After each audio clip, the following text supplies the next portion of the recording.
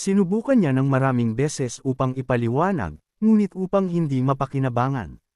Tila pinamamahalaan ni Ho na hindi siya isang yokai na ang tao ay naupo sa lupa, nagsimulang tipunin ang kanyang mga bagay at sinabi na naintindihan niya. Tinawag niya ang kanyang sarili na may sakit, nagpaalam, at nagsimulang tumalon mula sa bangin. Ngunit hinawakan siya ng kwelyo, kinuha ito.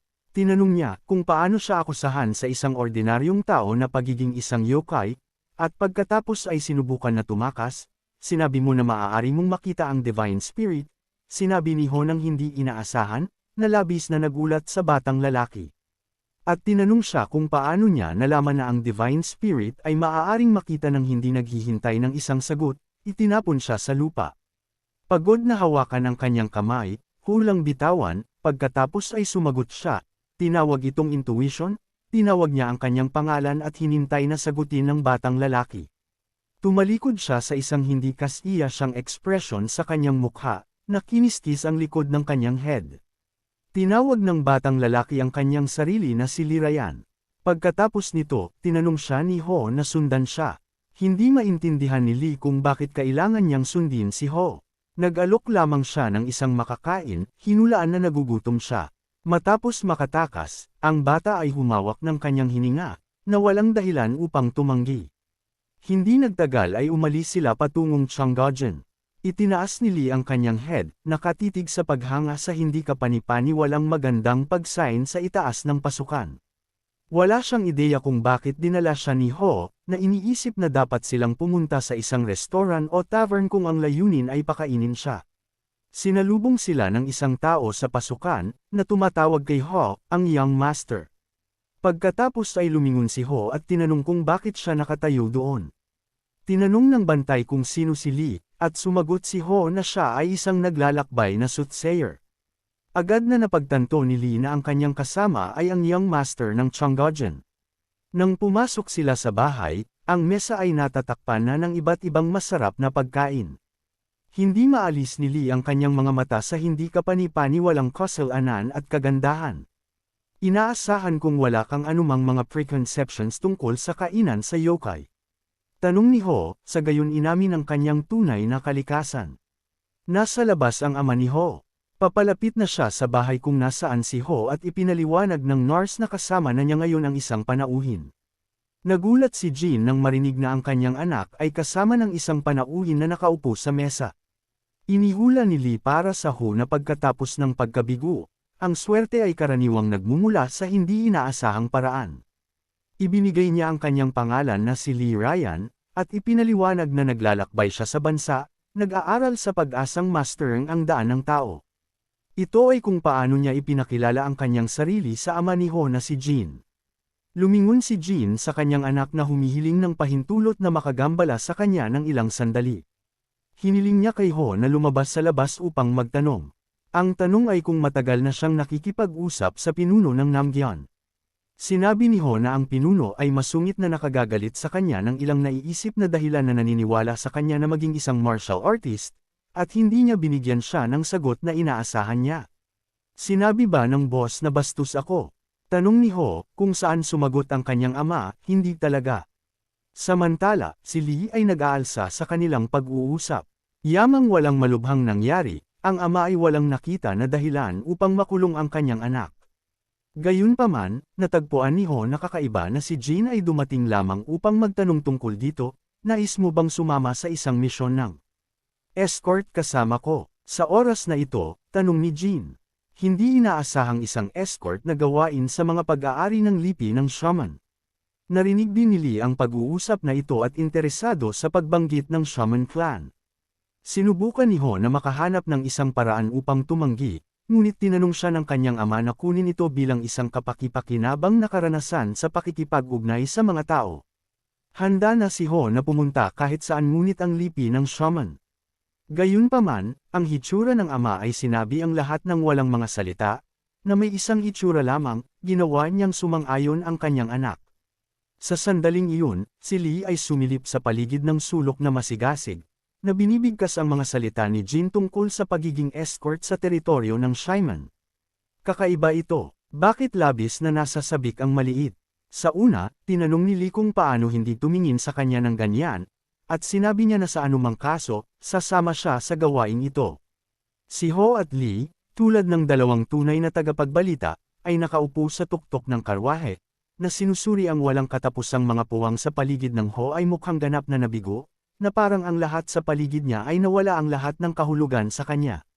Si Lee, hindi katulad niya, ay kumikinang sa kagalakan, sapagkat para sa kanya, ang paksayo ng shaman ay ang sagisag ng tunay na taoismo at kapangyarihan.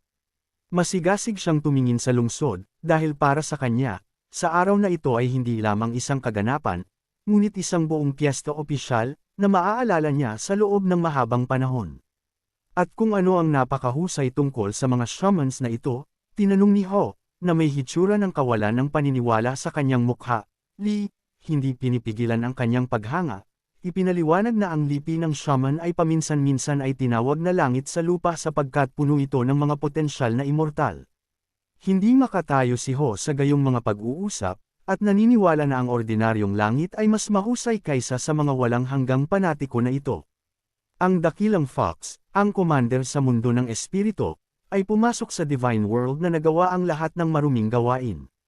Nakakatakot talaga ang kanyang mga kamay. Marahil ay magiging mas madali para sa iyo na walisin ang iyong mga buntot sa halip na isang walis.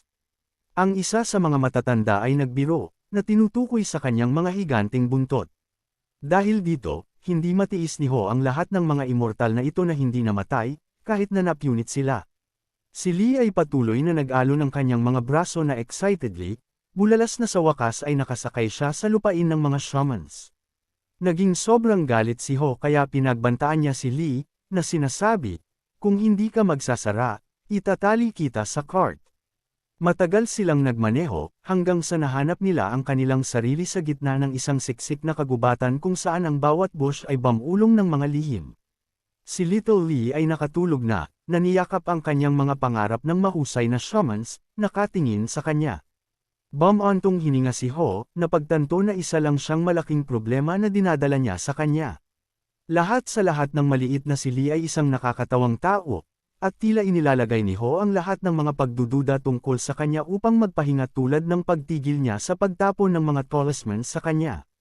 Gayunpaman, sa mga bushes sa kahabaan ng landas na kanilang nilalakbay, may mga burat, malalaking lalaki na nagtatago sa kanilang mga mata na may isang paningin sa kanilang mga mata, na nadama ang pagkakaroon ng ilang mga idiots sa malapit.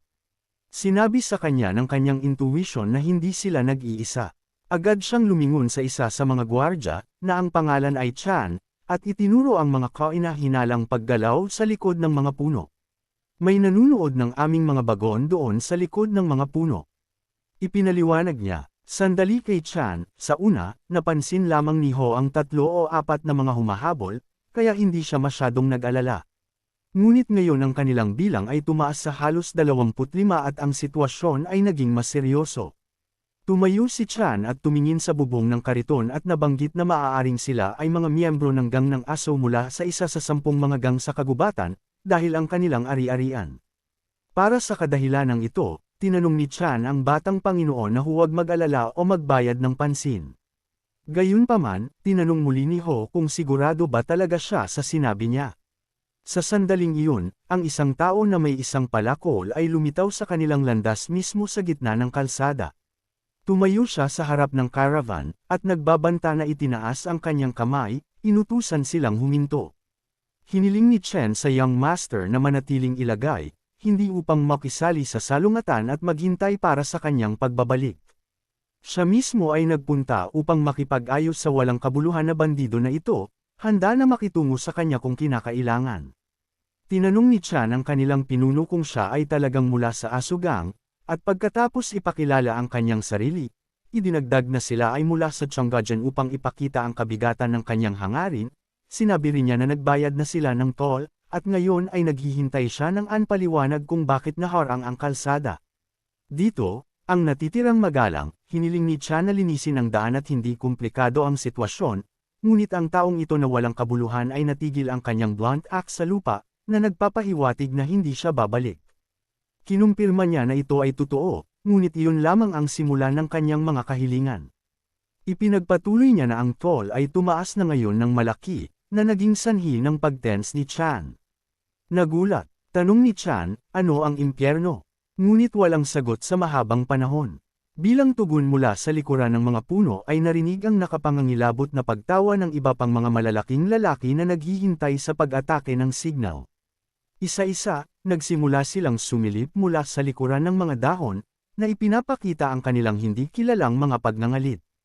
Agad na nabuo ang mga gwardya ng isang nagtatanggol na bilog sa paligid ng tatlong mga bagon, handa na ipagtanggol ang kanilang sarili habang ang mga bandido ay nagsimulang lumabas mula sa kagubatan. Maramdaman ni Chan ang gusali ng pag-igting habang napagtanto niya na ang sitwasyon ay mabilis na walang kontrol. Lumingon siya sa pinuno ng gang, tinanong siya kung overstepong niya ang marka sa kanyang mga hinihingi. Hindi, walang mga indulgences, sumagot siya ng may isang malambing na ngiti, hindi balak magbigay ng anumang mga pagkakataon. Alam ng pinuno na ang mga bagon ay nagdadala ng isang bagay na magdadala sa kanila ng isang malaking kita, at wala siyang balak na ibigay ang isang pagkakataon. Inalok niya si Chan upang huslihin ang bayarin dito mismo at kaagad at pagkatapos ay mahinahon na magmaneho. Gayunman, si Ho ay nakaupo sa tuktok ng isa sa mga bagon, na nanunood ng mga kaganapan na may banayad na interes. Nagising si Lee bago niya mapupunasan ang drool mula sa kanyang mga labi at tumingin sa paligid na magtanong sa sorpresa, kung ano ang nangyayari dito. Si Ho, hindi itinatago ang kanyang panunuya, ipinaliwanag na siya ay nilibang sa katapangan ng mga magnanakaw na humihingi ng pera mula sa lipi ng Qianhagen, na hinaharangan ang paraan para sa mas maraming kita. Patuloy na nakikipag-ayos si Chan sa bandido, sinusubukan na lutisin ang sitwasyon ng walang away. Sa sandaling iyon, lumingon siya kay Ho, na nagpapahayag ng kanyang opinyon, sa palagay ko gusto nila ng mas maraming pera dahil alam nila na nagdadala kami ng alkohol. Sinabi ni Chan, na nagpapahiwatig sa isang pag-aayos ng panalo ng panalo, maaaring bigyan sila ng pera, at hiniling sa kanya na limasin ang daanan. Iminungkahi niya na malinaw na hindi gusto ng ideya at matindi ang tinanong kay Chan kung nawalan siya ng pangkaraniwang kahulugan. Sa pagtingin sa mga bandido na may kasuklam-suklam, naisip niya na, sa kabaligtaran, dapat nilang ibalik ang lahat ng pera na kanilang naalis sa iba. Sinubukan ni Chan na kumbansihin si Ho na mas mabuti para sa kanyang kaligtasan na malutas ang bagay na ito ng mapayapa at makitungo sa mga bandido na bumalik sa Chuana, ang Young Master, gayunpaman, ay tumalon mula sa kariton, na inilalantad na mayroon siyang ibang plano. Inabot niya si Chan at hiniling na bigyan siya ng sapat na pera upang masiyahan ang mga hinihingi ng mga scoundrels na ito. Inilagay ni Chan ang isang supot ng 150 bata sa kanyang kamay, umaasa na sapat na ito. Kung gayon, si Chan ay mingiti, nagpunta sa mga thugs, sinabi sa kanila na maaari silang umalis dahil naayos ang lahat. Huwag mag-alala, idinagdag niya, habang may kumpiyansa na itinuro niya sa kanyang sarili.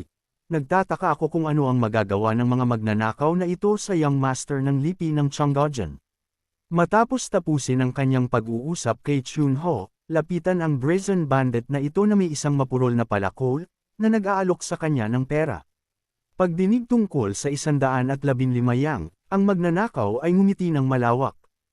Ang halaga ay malinaw na naaliw sa kanya. Gayunpaman, sa isang furrowed kilay, nagsimula siyang magalit, na nagsasabi na halos sapat na ito para sa labis na pamasahe.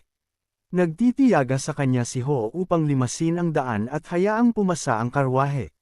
Mahigpit na hinawakan ng bandit ang kanyang palakol at hinayla ito mula sa lupa na may isang matalim na paggalaw na nagpapakita ng kanyang kahandaan. Pagkatapos ay iniwas niya ang kanyang kamay sa kalsada, na nagpapahiwatig na pinayagan silang magpatuloy na magmadali. Idinagdag ang Young Master, bahagyang inis, hinihimok siyang lumipat. Ang karwahe ay sumulong. Ang mga kabayo ay umatake sa lupa gamit ang kanilang mga hooves, na dumadaan sa mga puno sa ilalim ng bigat ng mga bar aisles ng alkohol. Lumayo siya habang si Ho ay nanatiling isang huling pagtingin sa mga bandido. Patuloy na umupo si Lee sa tuktok ng kariton na nanunood ng lahat na may casual na interes. Sabik na napanood ni Lee ang sitwasyon, sumulyap sa Young Master at nababahala tungkol sa kanya. Bueno, namimiss ko sila, at ngayon ang lahat na naiwan ay upang makayanan kami, sinabi ng bandido. Walang tigil na hawak ang kanyang kamay para sa pera, ang kriminal ay may kumpiyansa na inaasahan na ang bag na may pilak ay nasa kanyang palad.